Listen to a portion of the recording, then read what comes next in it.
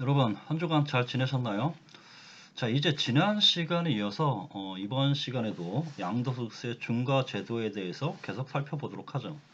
자, 지난 시간에 우리 1세대 다주택, 즉 1세대 2주택, 그 다음에 1세대 3주택에 해당하는 그 주택을 소유한 자가 조정대상 지역에 소지한 주택을 양도를 했을 때는 양도소득세가 20% 30% 중과가 된다고 했습니다. 자, 이것은 이제 주택에 대한 양도소득세 중과 제도고, 이제 토지에 대한 양도소득세 중과 제도를 이번 시간에 살펴보도록 하죠. 이게 바로 비사업용 토지에 대한 양도소득세 중과인데, 자, 비사업용 토지라는 것은 무엇이냐? 사업에 사용하지 않은 토지를 비사업용이라고 얘기를 하고, 자, 이러한 비사업용 토지의 양도에 대해서는 양도소득세를 중과를 한다는 거죠. 자, 그러면 이 토지라는 것은 종류가 여러 가지가 있는데, 이 토지의 종류는 지목별로 분류를 합니다. 그래서 지목별로 분류를 해서 그 지목별로 분류된 토지가 지목에 맞게 사용하는 토지가 사업용 토지가 되는 거고, 자, 지목용 토지와 사용 용도가 서로 다르다. 자, 그러면 비사업용 토지로 본다는 겁니다. 자, 쉽게 얘기를 들어서 우리가 농지를 예를 들죠. 자, 농지는 지목상 전답 과수원입니다. 자, 그러면 농지로서 전답 과수원인데, 자, 농지는 무슨 용도로 써야 되죠? 자, 농지에다가 뭐 상업용 건물을 질 수는 없죠. 자, 농지는 농사를 짓기 위해서는 땅이 농지입니다. 자, 그래서 이 농지에 농사를 졌다. 그러면 사업용 토지로 봐서 중과가 되지 않는 겁니다. 자, 그런데 이 농지에 농사를 짓지 않고 그냥 내버려 두었다든지, 뭐 농사를 짓지 않았다. 자, 그러면 지목이 농지인데 그 농지를 사용 목적에 맞게 사용하지 않았기 때문에 결국 이것은 비사업용 토지로 보겠다는 겁니다. 자, 그래서 이 주택과 토지의 양도소득세 중과 제도를 한번 비교해 보면 세율 측면에서 한번 보죠. 자, 1세대 다주택 같은 경우, 자, 주택부터 먼저 보면 1세대 다주택 같은 경우는 20% 30% 추가 세율이 적용이 되고, 자, 그 외 주택은 일반 세율이 적용이 됩니다. 자, 반면에 이제 토지 같은 경우, 자, 토지 같은 경우도 비사업용 토지에 해당이 된다. 그러면 10% 추가되는 중과 세율이 적용이 되고, 그 외의 토지다 일반 세율이 적용이 됩니다. 자, 그 다음에 이제 그 3년 이상 보유했을 때 장기 보유 특별공제를 적용해 줄 수 있는데, 자, 주택 같은 경우는 1세대 다주택이다 그러면 장기 보유 특별공제 최대 30% 적용되는 거 배제를 해주고, 자, 그 외의 주택이다 그러면 15년 동안 보유한 후에 양도를 했다 그러면 3년 최대 30%까지 장기 보유 특별공제를 적용할 수 있는 겁니다. 자, 그리고 이 비사업용 토지 같은 경우는 주택과 기존의 이제 주택과 다른 부분이 바로 장기 보유 특별공제인데, 자, 비사업용 토지에는 장기 보유 특별공제를 적용을 해줍니다. 자, 최초의 참여정부 때 비사업용 토지 과세 제도를 중과 제도를 들여올 때 장기 보유 특별공제를 적용해주지 않았죠. 자, 그런데 이제 주택 경기가 침체하다 보니까 다시 비사업용 토지에 대해서 다시 이제 장기 보유 특별공제를 적용을 해준 겁니다. 자, 그리고 비사업용 토지 이외의 토지를 바로 이제 비사업용 토지 이외의 토지 같은 경우는 이제 장기 보유 특별공제를 적용을 해주는 거죠. 자, 이러한 상태였는데, 자, 양경숙 의원이 2021년 6월 1일 발의를 합니다. 그래서 2022년 1월, 자, 이제 내년부터죠. 내년이라 봤자 이제 12월 지나면 바로 2022년 1월 1일 이후 이 비사업용 토지 양도에 대해서는, 자, 그간 10% 추가과세 했는데, 자, 이제 20% 추가과세를 하고, 장기보유 특별공제도 적용했었는데, 장기보유 특별공제를 배제를 하는 겁니다. 자, 이게 바로 3월인가요? 우리 LH 그 투기 사건이 발생이 되면서 대책이라고 내놓은 겁니다. 이게 바로 비사업용 토지 양도세 중과 그 다음에 바로 장기보유 특별공제 배제를 하는 거죠. 자, 지금 현재 뭐 국회법에 따라서 지금 소관위에서 심의를 하고 있는데 뭐 통과될 가능성이 크죠. 왜냐하면 바로 2022년도 세입 예산안 부수 법률안으로 지정 신청해놨기 때문에 이 세입 예산안이 통과가 되면 자동적으로 이 법률은 통과가 되는 겁니다. 그래서 이제 2022 2022년 1월 1일부터는 중과세율이 20%가 적용이 되고 장기보유 특별공제가 배제가 되는 거죠.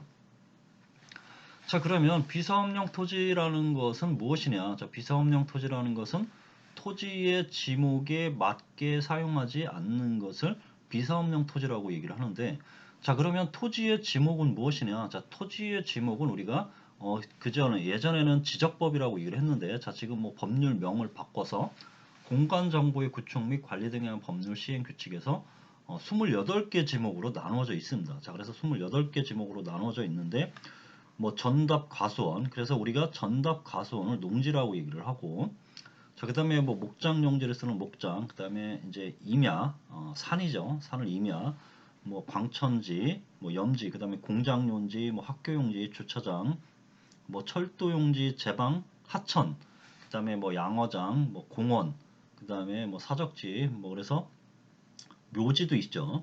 자, 이 27가지 이외에 구분할 수 없는 나머지 토지를 잡종지라고 얘기를 하는 겁니다. 자, 그래서 지목이라는 것은 결국 토지의 주된 용도에 따라서 토지의 종류를 구분해서 지적공모, 그러니까 토지대장에 등록한 것을 지목이라고 얘기를 하죠. 자, 그러면 이제 지목의 구분을 보면, 자, 전이라는 것은 무엇이냐? 우리가 쉽게 얘기해서 논이라고 얘기를 하는데, 자, 물을 상시적으로 이용하지 않고, 제가 잘못 얘기했죠. 자, 전이라는 것은 논이 아니라 밭을 얘기합니다. 밭. 그래서 저는 밭을 얘기하는데, 절에서 물을 상시적으로 이용하지 않고 뭐 곡물이라든지 뭐 관상수라든지 이런 걸 주로 재배하는 것을 전이라고, 밭이라고 얘기를 하고, 자, 답이라는 것은 무엇이냐? 답이라는 것을 우리가 쉽게 얘기하면 논을 얘기하죠. 그래서 논이라는 것은 물을 상시적으로 이용을 해서 벼를 재배한다든지, 자, 벼는 물이 있어야 물 속에서 자라는 게 벼입니다. 그 다음에 뭐 미나리 마찬가지죠. 미나리도 물이 있어야 됩니다. 그래서 물 속에서 자라는 미나리.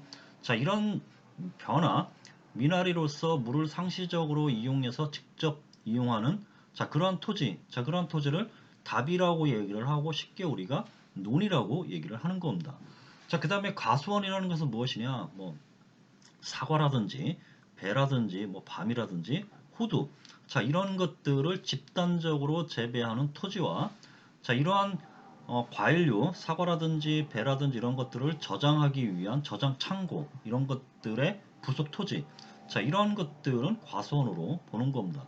자, 그런데 뭐 과수원 옆에 이 뭐 주거용으로 주택을 졌다, 그런 경우는 이 전 또는 과수원이 아니라 대지로 분류가 되는 겁니다. 자, 대지라는 것은 무엇이냐? 좀 이따 보겠지만 대지라는 것은 건축물을 질 수 있는 토지를 대지라고 얘기를 하는 겁니다. 자, 그 다음에 뭐 목장용지 같은 경우는 뭐 축산, 뭐 돼지를 키운다든지 낙농, 뭐 소를 키운다든지 하기 위해서 초지라는 것은 이런 돼지라든지 소들이 먹기 위한 풀들을 말하는 거죠. 이 풀들을 조성한 토지라든지 뭐 축사라든지, 자, 그러면 이러한 초지와 축사 등의 부속 시설물의 부지라든지, 자, 이런 것을 목장용지라고 얘기를 하고, 자, 임야라는 것은 뭐 산림이죠. 산림, 뭐 원야로 이룬 수림지, 뭐 암석, 뭐 이런 산을 우리가 보통 임야라고 얘기를 하고, 광천지라는 것은 뭐 지하수, 온천을 말하는 겁니다. 자, 그러한 땅들을 광천지라고 얘기를 하는 거고, 자, 그 다음에 이제 대지가 있습니다. 자, 대지라는 것은 영구적인 건축물의 뭐 주거라든지 사무실이라든지 극장, 자, 이러한 건축물의 부속 토지, 부속 부지를 대지라고 얘기를 하는 겁니다. 자, 그래서 건축물은 대지에다가만 질 수가 있죠. 자, 그래서 그런데 우리가 보통 뭐 논이라든지 밭이라든지 뭐 임야, 산에다가도 건축물들을 지어놓은 것을 여러분들 본 적이 있을 겁니다. 자, 그래서 뭐 산속에 뭐 건축물이 있다든지, 그 다음에 뭐 갑자기 논밭에 건축 주택이 있다든지, 자, 그런 경우는 어떻게 건축물을 지었냐? 자, 바로 임야라든지 뭐 논이라든지 밭 이런 것들을 대지로 바꾼다. 자, 그것을 그 대지로 전용한다, 대지로 바꾼다고 얘기를 하는데, 뭐 농지 전용이라고 얘기를 하는 거죠. 그래서 농지, 뭐 논밭, 과수원, 자, 이런 것들에다가 주택을 짓기 위해서는 농지, 논밭, 과수원을 대지로 바꾸는 겁니다. 자, 이것을 농지 전용이라고 얘기를 하고, 이러한 농지 전용을 통해서 논밭, 과수원을 대지로 바꿔서 그 위에 이제 주택이라든지 상업용 건축물을 짓는 거죠.